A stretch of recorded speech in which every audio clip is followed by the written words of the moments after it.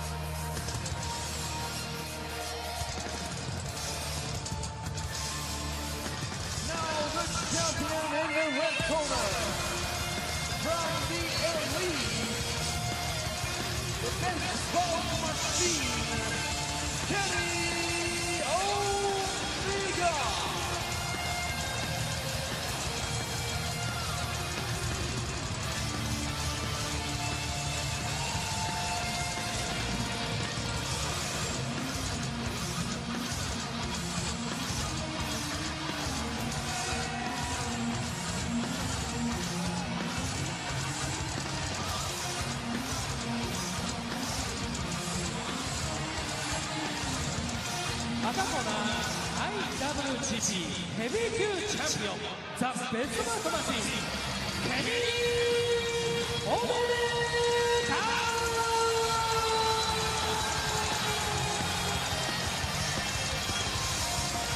Kenny Omega, the will to change the world. The man to take everything worldwide, but Tanahashi argues that this man has no grace, has no class. He's a cruel individual. What is this, a finishing school? No grace, no class? He's mean and cruel? This is professional wrestling, Charlton. This is Tanahashi's point of view. Kenny Omega said His point of view is ridiculous. This wasn't about whose ideology is stronger, it's about who is stronger. And I have to wonder, would Kota Ibushi be the man to second Kenny Omega were it not for the injuries that he suffered earlier on tonight? It is the Young Bucks who are cornering Kenny Omega. What a unique entrance. The one-wing angel seeks to take Fite. Will this be Hiroshi Tanahashi's final fantasy? And how does the physical status of Ibushi play into the mindset of Kenny Omega as he puts the title on the line at the Dome?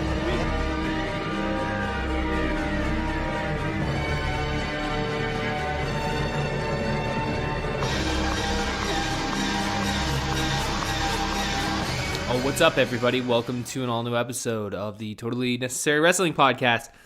I'm your host, Kevin Porter, and we are here to provide you feedback on what was New Japan Pro Wrestling's Wrestle Kingdom 13, guys. Dude, I didn't think I was going to be able to record a post-show review of this event until tomorrow, actually, until Saturday, but by the luck of the draw, here we are this afternoon, and we've already watched Wrestle Kingdom 13. I mean, my first initial thoughts were I thoroughly enjoyed it, dude. Anytime New Japan Pro Wrestling is putting on an event, I've always enjoyed their presentation. I've always just enjoyed their the wrestlers and the way it's delivered in regards to a show and just regards to just the presentation of it being more sports orientated than sports entertainment. So with that being said, Wrestle Kingdom, for anybody out there that isn't aware, Wrestle Kingdom is the basically New Japan's WrestleMania. It's their equivalent. It takes place every January the 4th. It takes place the venue is always the Tokyo Dome in Tokyo, Japan. So to watch this live, I guess the pre-show started about midnight West Coast, which is what we are. And the actual show, I guess, would have started at 1. So you would have been watching it from 1 to 4 or 5 in the morning. Which, dude, if I didn't have a job, if this was on a Friday night, I think we may take the chance. But, dude, I think ultimately at my age, I think I'm definitely falling asleep during something of that late night esque. Because you think about it, you'd want to record it, and then you would want to go ahead and record a podcast afterwards, so that probably wouldn't be that great of a podcast in my opinion, at least if I was delivering it. So taking a look here, the attendance that is announced at 38,162. So, quite a few people. I mean, don't take that away. I mean, I know we're used to like WrestleMania is like 60, 70,000 or whatever. But hey man, they had a pretty good card this year for Wrestle Kingdom, dude. Again, like I think this is probably like my third Wrestle Kingdom, being able to kind of more or less being kind of like in knowing of what New Japan is and what it was all about. I think I pretty much started watching around when Kenny Omega took over the Bullet Club, which would, well, I guess no, the first year would have been Okada then. No, because that was 2 years ago. Yeah, like 2-3 years ago. Yeah, it would have been. I don't remember. I want to say. No, yeah, okay. So it would have been the year that right after Kenny Omega won the G1 is right around the time frame I started paying attention, I think. And I would say then the Okada Kenny Omega first time that the one and only time they headlined Wrestle Kingdom. So I guess it would have been Wrestle Kingdom 11 was kind of when I first started my first Wrestle Kingdom, I should say. So technically, yeah, this is my third one. Whatever. Anyway, again, just off the top, man, like I really did enjoy this show, and being able to watch it in the capacity that I did. I really, without getting into, exactly what I thought were the matches of the night, I guess we could just go ahead and might as well just go ahead and kick it off, guys. So again, I didn't watch the pre-show or anything, but this, as we discussed previously last week, it was going to be a gauntlet match to determine the number one contender for the Never Openweight 6-man Tag Team Championship. So I'm not going to go through. Well, I guess we can go through the results. So I guess it started off with most violent players: Togi Makabe, Toriano, and Ryusuke Taguchi. They defeated Yuji Nagata, Jeff Cobb, and David Finlay. Then Chaos, Hiroki, Goto, Beretta, Chucky T, Suzuki Gun, which is Minoru Suzuki, Lance Archer, and Davey Boy Smith Jr. And the Elite, the Hangman Page, Yujiro Takahashi, and Marty Scurll with Chase Owens and Pieter. Which I didn't know Chase Owens. So I guess, it's New Japan. So you don't see Chase Owens on the Elite or being the Elite or anything like that. But so yeah, that's who won that. That match went 27 minutes, and apparently they will be facing for the Never Openweight 6-man Tag Team Championship, I believe tonight or later this evening for us at New Year's Dash, which is the kind of like the Monday night or the Raw after WrestleMania for the equivalent, if you're looking for the American standards. But we kicked off, dude. The one thing I like about New Japan is like it just the action just continues. It just pop, pop, pop. There's no backstage vignettes. Not really a lot of hype in terms of back videos hyping the feud. A lot of that feels like that's saved for whatever the main event is going to be. I noticed on the three, because this pay-per-view or this event was basically built off three matches. You had the main event, which is Kenny Omega defending the IWGP Heavyweight Championship against Tanahashi, along also then with Chris Jericho defending the Intercontinental Championship against Tetsu Naito, and then also the Rainmaker Okada taking on Kazuko Okada taking on Switchblade Jay White. So those were like the three head matches, I would say. It was built off those three matches. So those ones got video packages, but we kicked off with the first match of the official show being Will Ospreay challenging for the Never Openweight Championship against champion Kota Ibushi. Dude, without getting into the main event or anything just yet, I would say this match lived up to the hype, in my opinion. There was a lot of hype going into Ospreay and Ibushi. I really think that they both delivered in regards to the action. It's very fast paced. Apparently, Kota Ibushi did suffer a concussion, and was actually because Ospreay defeated Kota Ibushi in 18 minutes and 13 seconds to win the Never Openweight Championship. So based on my listening to the situation here and whatnot, or the background in regards to Will Ospreay, it seems like this next year, 2019, is really going to be a big year for him. So this is kind of him transitioning from that junior heavyweight division up to the heavyweight division. a la, like, Kenny Omega being the most recent, I guess. And, Kota Ibushi too. Kota Ibushi came from the junior heavyweight. But now, he's got the Never Openweight Championship, which that's Never Openweight. It's supposed to be like the championship in Japan where both divisions are able to compete against each other. So it's kind of like what the X division was here in TNA back all those years ago. It's supposed to be they're supposed to be able to compete all across the board. But Ospreay wins it, dude, and great way to open up the show, guys. Like, if you have not gone and seen this is kind of one of those must-see matches, I gotta say, dude.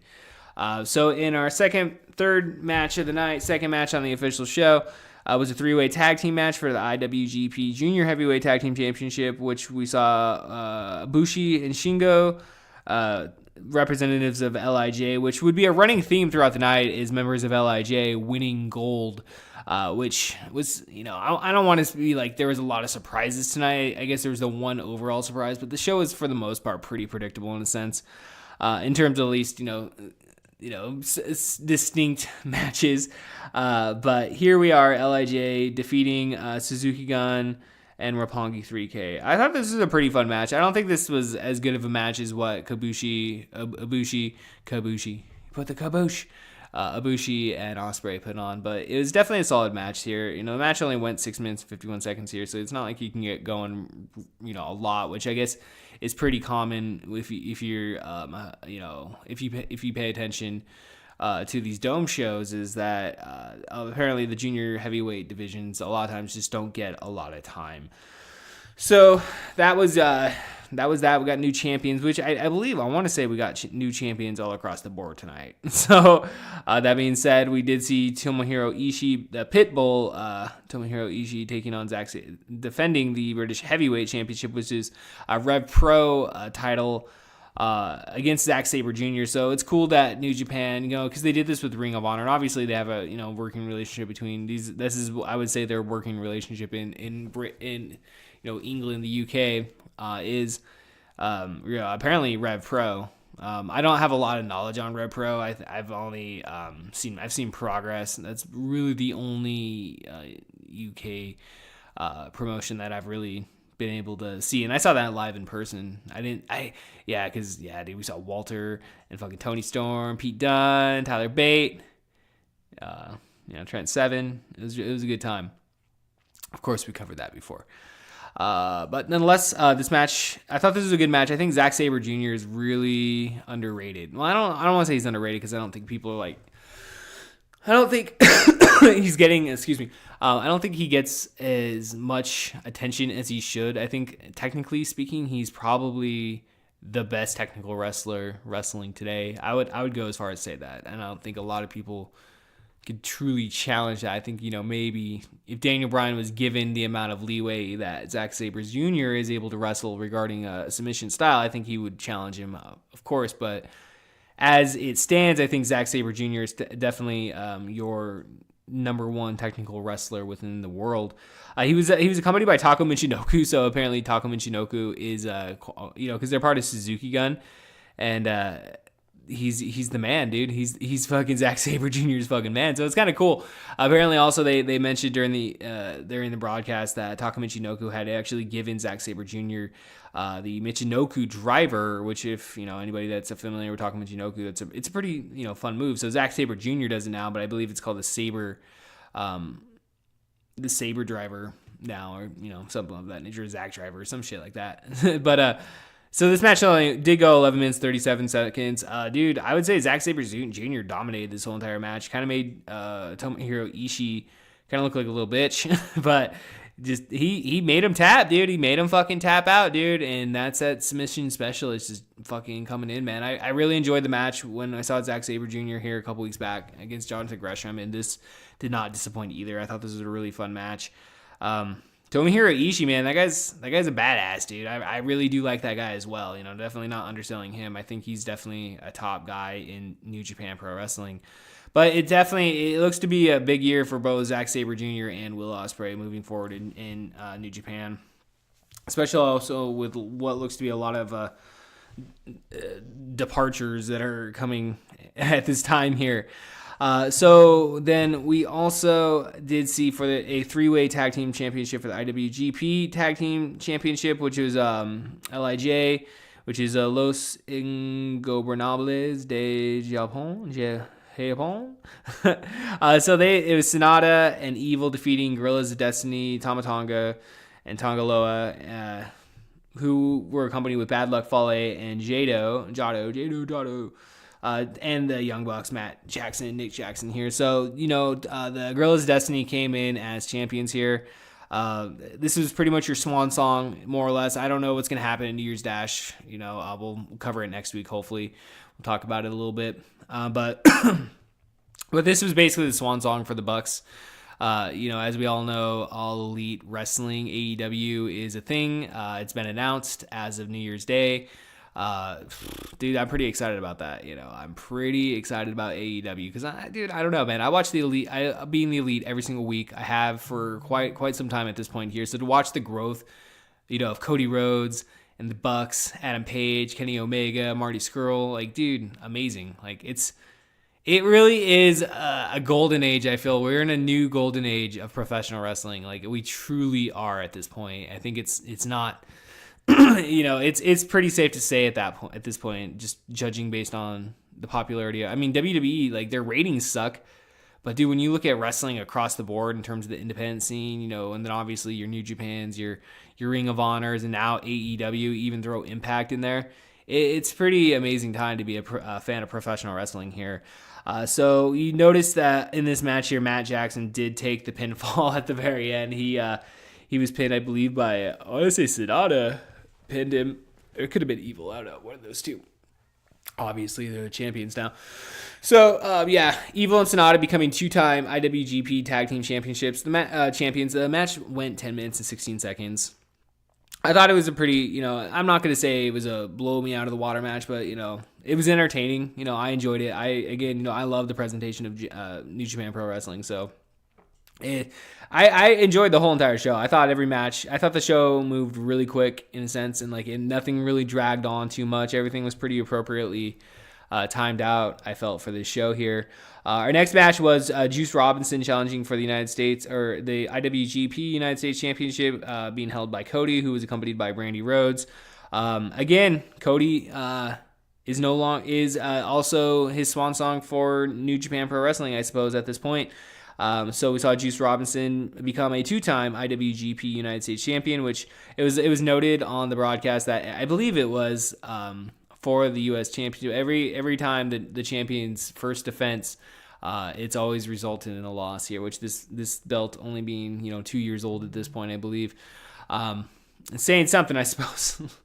But here we are, Juice Robinson, man, making a name, dude. Former C.J. Parker, I believe, was his name down in NXT. So you were seeing an example of two men that said fuck you to WWE, took off on their own, and here, man, they're putting on a match that went 9 minutes and 3 seconds. 3 seconds is actually a rematch from Wrestle Kingdom 11, where both men were making their debuts at that time, more or less on the grand stage for New Japan at that moment. But here we are with the rematch. Juice Robinson gets the win.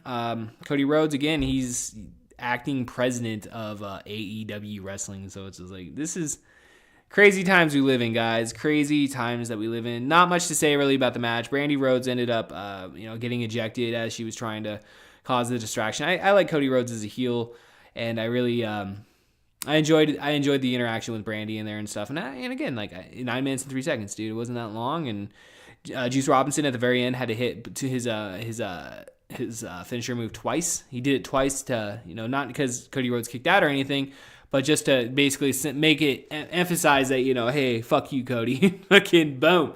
You do that shit in the wrestling video games all the time. It's like, oh, you gotta hit it twice. Gotta hit that fucking finisher twice. Makes sense.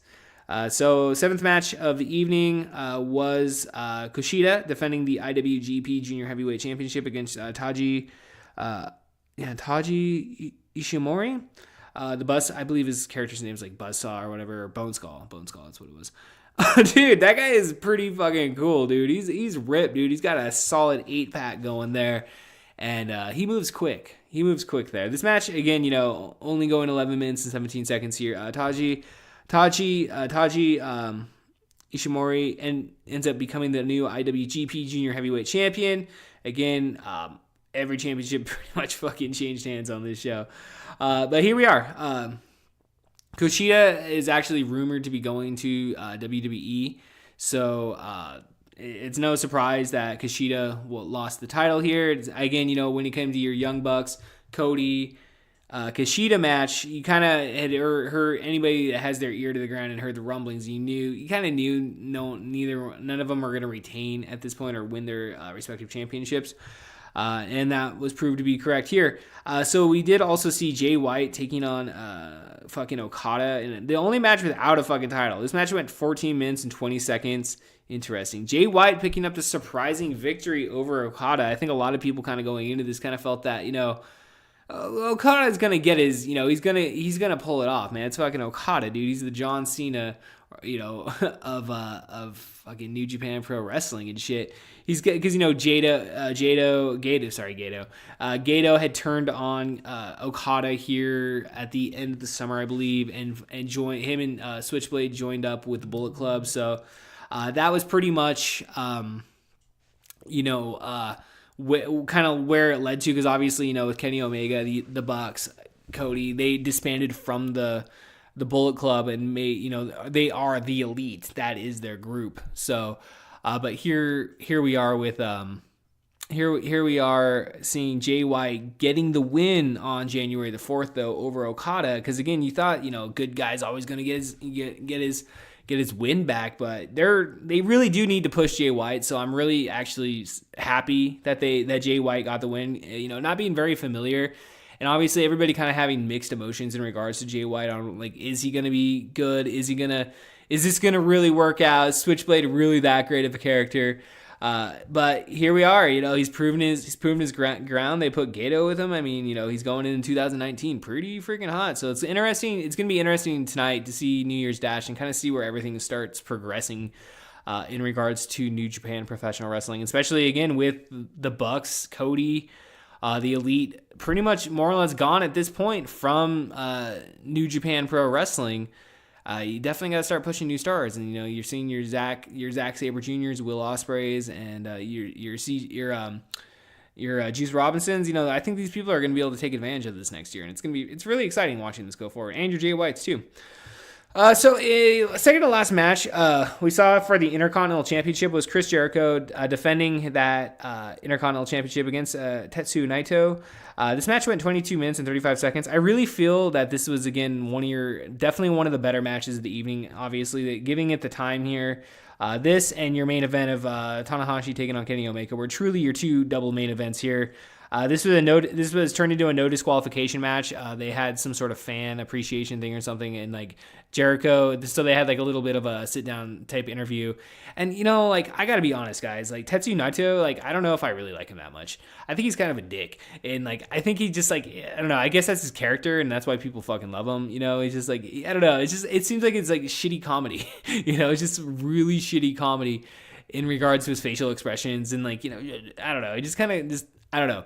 I was kind of hoping Chris Jericho was going to pull this one off, but Chris Jericho obviously is the heel in the situation. And kudos to Chris Jericho for going to New Japan Pro Wrestling and creating a completely new character. He's the alpha Chris Jericho in New Japan Pro Wrestling. And, he comes out to his Fozzy music, and he basically incorporated the characters. I forget the actor's name.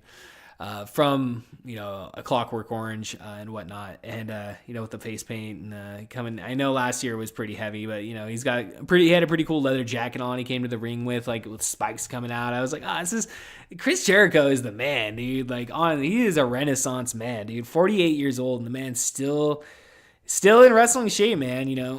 He's doing it all, dude. Playing music. I mean, he's living the dream for sure.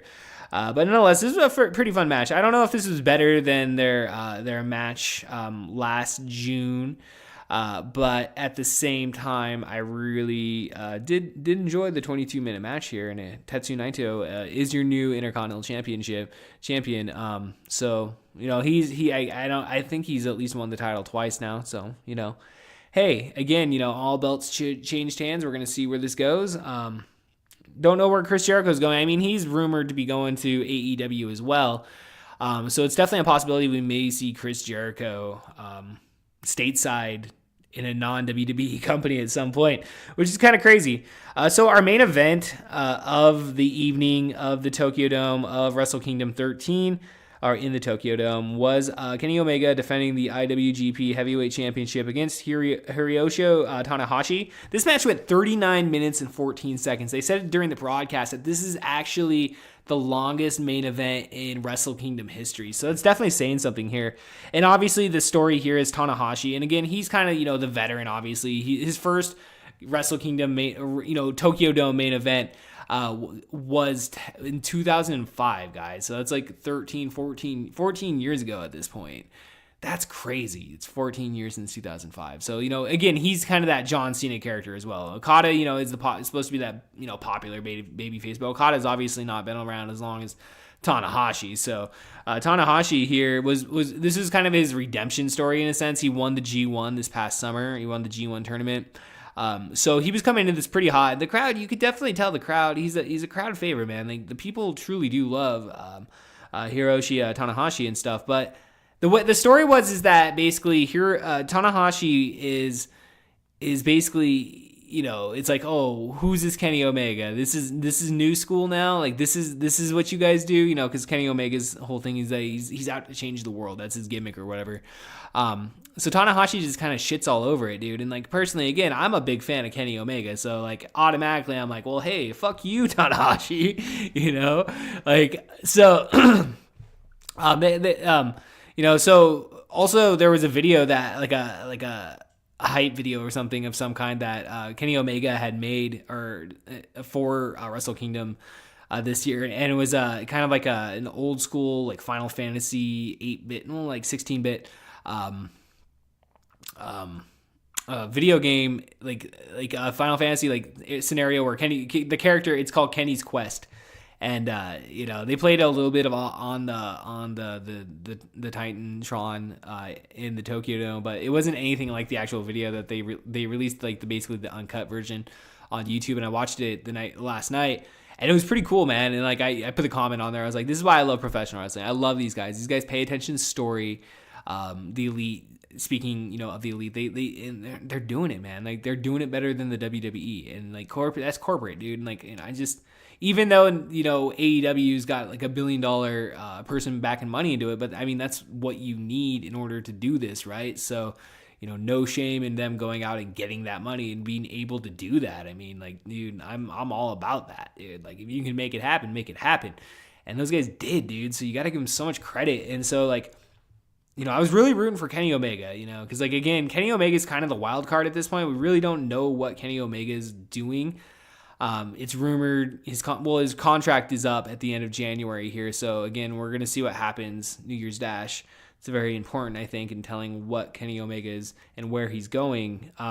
But at the same time, I was hoping that he would retain the IWGP Heavyweight Championship, because it was a long journey for him to get there, man. I was so happy when he won it at Dominion last June. So happy for him when he finally beat Okada. But again, this isn't necessarily Kenny Omega's night. The story wasn't necessarily about Kenny Omega. A lot of people, I was listening to an interview or, a podcast earlier this week, and like somebody basically said that it seemed like Kenny Omega kind of lost his step in a sense once he won the IWGP Heavyweight Championship back in June. Like, his promos weren't as good. His matches, weren't as good, which, and I'll be completely honest. I mean, this is the first New Japan, show I've really been able to watch. Within the last, since Dominion, at least Dominion was probably the last show that I watched. So I really can't say too much about that, but, with that being said, I'm still a big fan of Kenny Omega. So, one way or the other, this is a great match. This was your match of the night, obviously this, and then your Will Ospreay, Kota Ibushi opener. I think they, it was such a nice sandwich of a show, dude. Like, so, like, it was pretty, I'd say the spot that I enjoyed the most was Hiroshi Tanahashi was trying to, like, take Kenny Omega's style and go high flying stuff. And so they had a table set up on the outside, and Kenny Omega was on it. And then Tanahashi went up to hit a little bit of a frog splash, and then Omega moved, and boom. freaking crashed through it, dude. Just crashed through it. It was like amazing, dude. So again, this match went 39 minutes and 14 seconds, guys, and go out of your way if you haven't seen this yet, dude. I really think you need to go out of your way for the Tanahashi Omega and then that Kota Ibushi Will Ospreay match. I think those were your two matches of the night.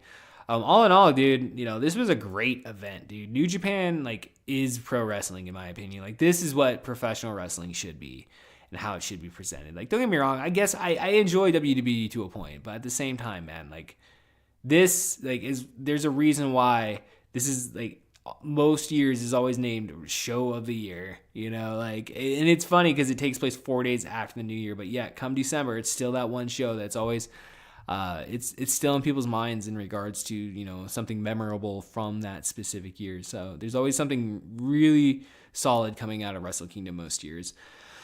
So outside of, and again, all the matches were fairly predictable in a sense, because I kind of knew Kenny Omega was going to lose. I kind of knew Chris Jericho was going to lose, and we knew Cody was going to lose. We knew Young Bucks were going to lose. You knew Ibushi was going to lose. It's just you kind of could tell. You could tell who they're pushing, where things are kind of going. And with that being said, that's not necessarily a bad thing. Just because I could, you could kind of predict out the layout doesn't mean there was anything taken away from those matches. You just never know. I mean, look at Okada and Jay White, obviously. Okada on the losing end, surprisingly, to Jay White. They're building Jay White to another level. Again, we don't know where Kenny Omega is going. I mean, is he going to sign with New Japan? Is he going to be going to AEW? Is he going to the WWE? Apparently, WWE has presented according to Dave Meltzer, a very fantastic offer is on the table from the WWE. So, with that being said, it's going to be a very interesting couple weeks. Next week, AEW is holding some sort of rally outside of Jacksonville, the Jacksonville Jaguars Stadium down there in Jacksonville, Florida, which is also interesting. I got to point out also Cody Rhodes' attire for Wrestle Kingdom 13 being the colors of the Jaguars. I didn't even notice it until they called it out in the commentary, and I was like, oh yeah, that makes sense. Yeah, that makes sense. I thought that was pretty cool. So, and then they even built that. They were like, oh, this is an interpromotional match, which is I guess technically it is. It's amazing, just the time that we live in, guys. And obviously, just with some weeks, not necessarily having the most positive things to say about WWE. I know we find SmackDown to be fun most weeks. NXT is always good. Ring of Honor, for the most part, is solid as well.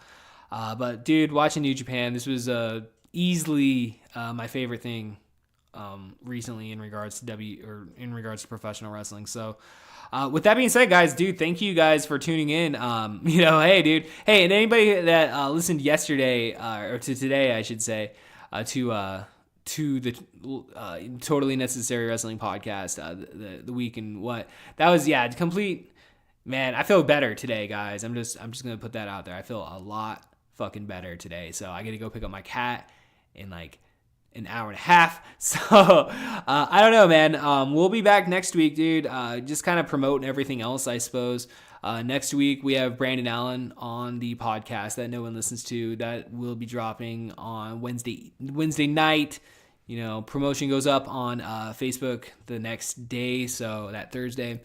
Which, this being said, I'm just gonna put this out there, okay? So, yeah, I got beef to pick with Facebook. You guys can go fuck yourself right now, okay? Go fuck yourself, Facebook.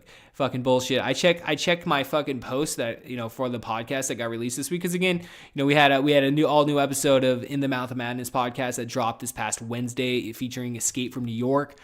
Fucking love that movie, so definitely bust your VCR out, ladies and gentlemen, and sync that up so you can listen to our commentary over that movie. And it's such a great movie. Such a great movie. One of my favorite movies of all time. So we promoted that, and then we promoted this week's episode of the podcast no one listens to with Ian Kitts. That dropped on Wednesday, Thursday evening, morning.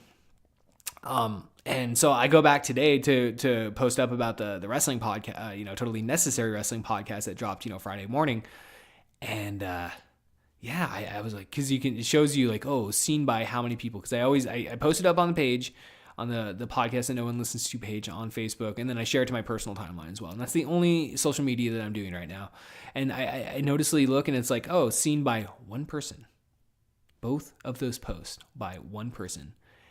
And that just irritates me to none. It's like, oh, why am I even doing this? Huh? Maybe I'm better off just rolling the dice without any sort of social media, Maybe just roll it. Maybe we should just get a website, Promote the website. I don't know. Maybe we're going to take this back to the year 2000. We're just going to get a website. I don't know, man. We'll figure it out, dude. But, fuck you, Facebook. That's bullshit. That is complete horseshit because they want you to pay money. They want you to pay money to promote your stuff. And it's just like, you're supposed to be a free network for us to be able to, quote unquote, network around. But obviously, it's all about the fucking Benjamins for you, Facebook. So Mark Zuckerberg can suck my dick. Ladies and gentlemen, we will see you next week.